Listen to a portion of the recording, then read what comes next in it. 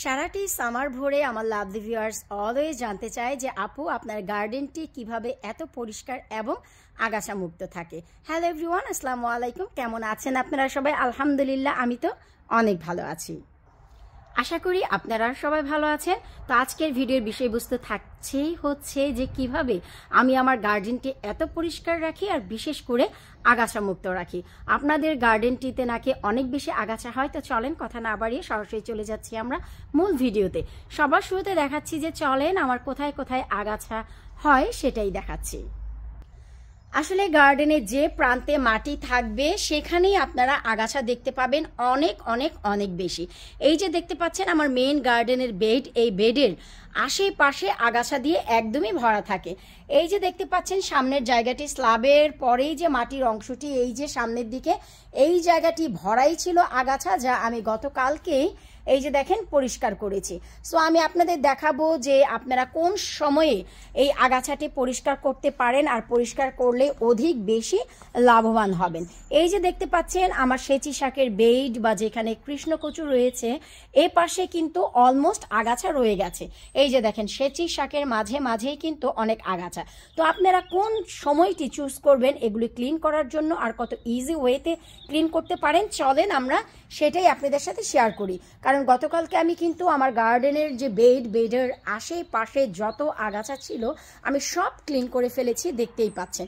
Clean করে তারপরে কিন্তু আমি এই যে দেখেন ঘাসটা যা আছে সব একটি জায়গায় রেখে দিই, এগুলো পচে কম্পোস্ট হওয়ার জন্য।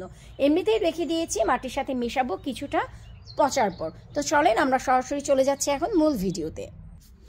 এই যে দেখতে পাচ্ছেন অনেক বেশি আগাছা। অনেক সময় দেখা যায় কি সামার টাইমে আমরা গার্ডেনিং করে বলে এই জিনিসগুলো ক্লিন করতে পারি না, কারণ হচ্ছে তখন আমাদের বেডে অনেক ধরনের গাছ থাকে। তাই আপনারা যে কাজটি যে সময়টি চুজ করতে পারেন সেটা হচ্ছে যখনই সামারে আপনাদের গার্ডেনিং শেষ হয়ে যাবে তখন আপনারা ইজিলি, যেহেতু এই দেশে উইন্টার দেশ, মাটি অনেক সফট থাকে, শুধু শার্প নাইফের সাহায্যে যদি একটু খোঁচা দেন দেখবেন পুরো শিকড় থেকে আপনাদের এই যে গাছটি রুটটি বের হয়ে আসবে। এতে করে এই জায়গায় এই আগাছাটি আর জন্মাবে না। অনেক সময় দেখা যায় কি আপনারা ক্লিন করেন এভাবে, এই যে যেমন একটু ছিঁড়ে দিলেন পাতা, দ্যাটস ইট। আসলে যে কারণে মূল যে রুট, এই রুটটি কিন্তু মাটির নিচেই থেকে যায়। আপনাদেরকে রুটটি সহ কিন্তু তুলে ফেলতে হবে। আমি আরো একটি দেখাচ্ছি, দেখেন এই যে যেমন এখানে একটি ছোট কচুর বাচ্চা আছে, এই যে দেখেন আমি একটু দেখাচ্ছি। এই যে তো এই যে কচুর যে রুট, এই রুটটি আমি এখানে আর রাখবো না, যে কারণে এই যে দেখেন আমি রুটটি সহই তুলে দিলাম। এখানে কিন্তু আমার 2019 থেকে এই লতি কচু হচ্ছে। সো এই পাশে যা ছিল সব আমি তুলে দিয়েছি। এখন এই বেডটি আমি ক্লিন করব খুবই ইজি ওয়েতে। দেখেন মাটি সফট থাকার কারণে এগুলি কিন্তু একটু খোঁচা দিতেই উঠে যাবে। এই যে দেখেন শুধু একটু খোঁচা দিতেই উঠে যাবে।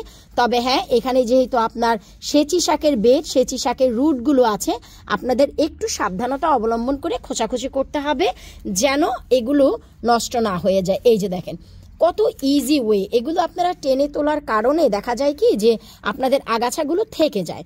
এই যে দেখেন আপনাদের রুট থেকে একদম শিকড় থেকে তুলে ফেলতে হবে, তাহলেই দেখবেন যে আপনাদের গার্ডেন আগাছা মুক্ত থাকবে আমার মতনই। এই তো ফাইনালি দেখেন যে আমার সেচি শাকের বেড সম্পূর্ণ আগাছা মুক্ত হয়ে গেছে আর দেখতেও কত চমৎকার লাগে।